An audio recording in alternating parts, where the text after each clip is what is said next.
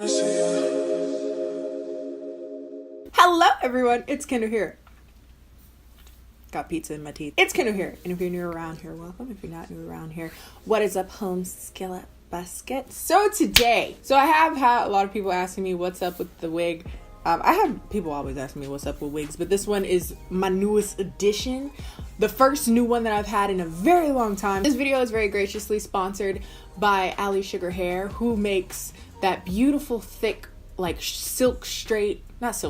really straight, thick wig that I wear pretty much in like a good third or more, honestly like half of my videos, and people always ask what it's from. That is where it's from. That's actually a wig made from bundles from Ali Sugar, and I actually contacted Ali Sugar and was like, I love your hair so much, can I please have more of your hair? I'm more than willing to review it. And they were like, yeah, can we sponsor a video? And I'm like, yes, if you would like to, I'd really appreciate it because I love your hair. And I feel like that's really, really telling for the fact that I would go to the company, because if y'all knew, my emails were flooded with hair companies on the regular. So for those of you that were wondering how I got my hair like this, what hair it is, blah blah blah, I'll give you all those deets. Okie dokie, here we are again with our Ali Sugar Hair. This is my first time having a pre-made wig from them, so I'm testing it out, seeing how it fits on my head.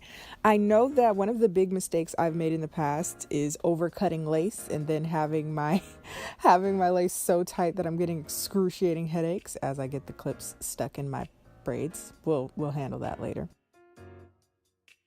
The hair is 26 inches and it's in the color 1B, and there are some knotty knots in there that I'm gonna have to bleach, if you can see the little black dots. Going in with the Carol BW2, my mixing bowl, and some volume 20 developer, and I'm just gonna go in and bleach the lace. Honestly, I'm not very good at this because I get paranoid and and I don't know like when to take the hair, like when to stop bleaching, like when to wash it. So I just go in and just like hope for the best. Just doing like a 50-50 mixture there, and I'm just gonna go in and bleach the lace. Make sure your paste is a little thick so it doesn't seep all the way through the lace. I think I did a pretty good job as far as texture wise this time. And I'm just starting from the back so that if it messes up, it won't be as harsh because you won't see it like at the hairline. Yeah, this is what believing in yourself sounds like. And I'm just gonna brush this along the lace. Take your time, go evenly, try not to press too hard through because you'll get a bunch of bleach on the actual hair, which is not ideal because we're not bleaching the hair. But I'm just lightly going through and bleaching that through. Like I said, I get paranoid, so I don't know how long to leave it on. I think I left it on for maybe about 20 minutes. Hear that question mark? I honestly think I could have did it longer, and it would have looked even more realistic, but it looked fine, so I don't feel like it's that important. Maybe I'll go back and do it again. I washed the bleach out and decided to just blow dry it lightly so that I can see like how the parting is looking.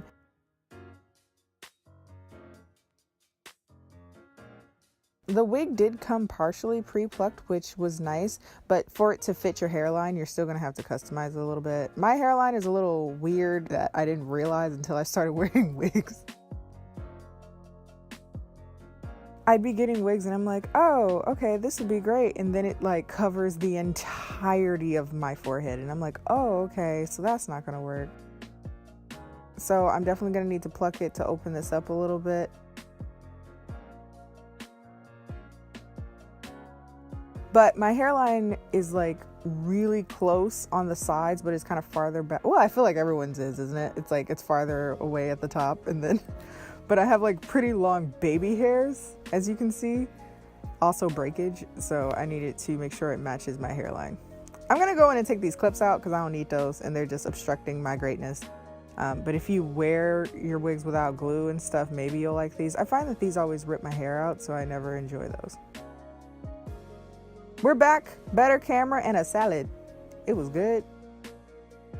Had some brown rice, salsa, avocado. Let's go. I'm gonna go in with a little bit of rubbing alcohol on my hairline to take any of the natural oils from my hair or my skin away, because this helps a bit with application processes. I'm going to clip the two drawstrings together, and that's going to be like my lazy drawstring. If you want to sew in an elastic band, feel free to do that, but I'm just going to go in and kind of, you know, measure it to my hairline. I'm definitely going to need to pluck one side a little more than the others. Got my got to be. Now, in this video, in this process, I'm showing you basically how I did it, but I actually noticed that I had a better trick that I finally, after years of wig wearing, figured out how to put on wigs more efficiently. And it's simply do what I'm doing here. I'm putting the got to be glued on my hairline, but wait longer than I do. I am so impatient. Like, I waited not very long at all, and it just doesn't stick well. It works. It's like water resistant. It don't move. It works. I'm just impatient. So be patient, watch a movie, do something, you know, do several layers, and then you're good. I'm just going in to cut the lace real quick.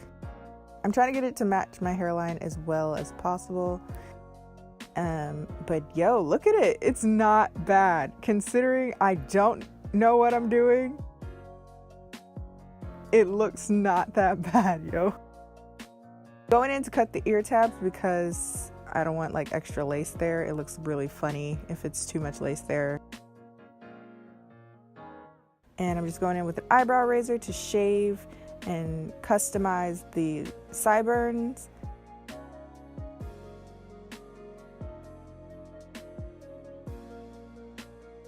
And there you have it.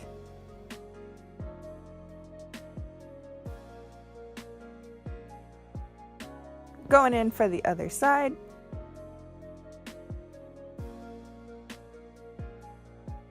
Feel free to do a little plucking. I think I forgot to show this on camera, but I did go in and do some sufficient plucking because it was a little thick on one side, so I decided to get it to match my hairline just a little bit better. But yeah, you see how I'm like holding the wig down? You don't have to do that when you actually like efficiently let your hair glue, quote unquote, dry. I was on the struggle bus for a hot minute trying to get this wig on when I didn't have to be, if I would have just been patient. That's the story of life, right? If you would have just planned a little accordingly and, you know, was a little patient, you might not have had to go through all the struggles you went through, but I digress. I'm going in to part it.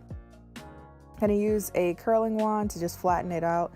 I highly recommend, if you don't have a curling wand, to get one. I didn't have one for the longest time because I was like, these are stupid. But then I actually got one and I was like, oh, these are fire. Going through with a little heat protectant. And I'm just gonna flat iron the hair.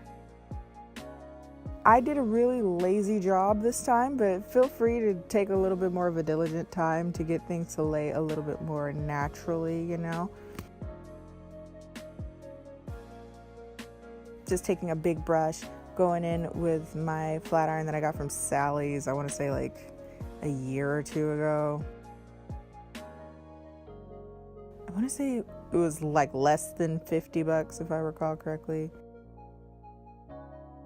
Going in to analyze our baby hair situation, see what I want to cut, see what I want to keep, see what I want to thin out. With a little powder, going in to match the lace to my skin color.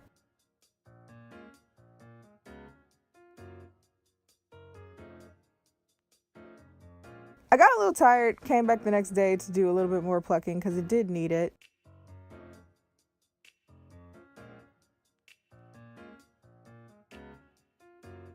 And I don't think I showed it here either, but I'm going to pluck even more to get it even more natural on my head. But this is pretty much it. This is the look. We're going to finish it off with a little oil spray. You don't have to do this. You probably shouldn't, because I think this kind of resulted in the hair being a little bit oilier than I wanted it to be. But I digress. We're looking like fire on ice. Yes. So yeah, that's basically it. It's been a few days and I've been wearing this hair consistently. I've washed it, I think 2 or 3 times. Once when I bleached it, and then maybe one or two other times other than that. And this hair is still beautiful. I did pluck it a little more while I was watching Boomerang, so it looks even more natural. And I've been wearing this for consecutive days, as in I've been sleeping in it, which is also very telling, because usually when I sleep in wigs, I think it's partially my fault because for a long time I didn't know how big wigs should be on me, but I was cutting too much of the lace, so I was like pulling it mad tight, and I had like this going on. Like I would wake up with the worst headache going in my head, but all the way back too. And this one is actually okay to sleep in. I don't have a problem waking up in the morning, you know, with my eyebrows, you know, in my temples like this. I will say one thing though, it does tangle a little bit more than the hair that I had that was in bundles. But to be honest, this hair is what, 26 inches, and it's a lot of it. It's not super thick. It's nowhere near as thick as that wig was, but that's because I put a bunch of bundles in it. But because it is a lot of hair and it's very long, it does, if it's blowing in the wind, it's gonna tangle, because that's what hair does when it blows around itself. So nothing crazy though. It's not shedding or anything like that, but it is getting just a hair bit tangled. Honestly, I think it's because I used some product in it, because I remember the last hair that I used from them, when I used product, it was actually better that I didn't. So going forward, gonna not use product, because honestly it doesn't need it. I was just being fancy. If you like this video, be sure to like this video. Follow me on all my social media, Instagram and Twitter, both of which are KennyJT, and I'll see you guys next time.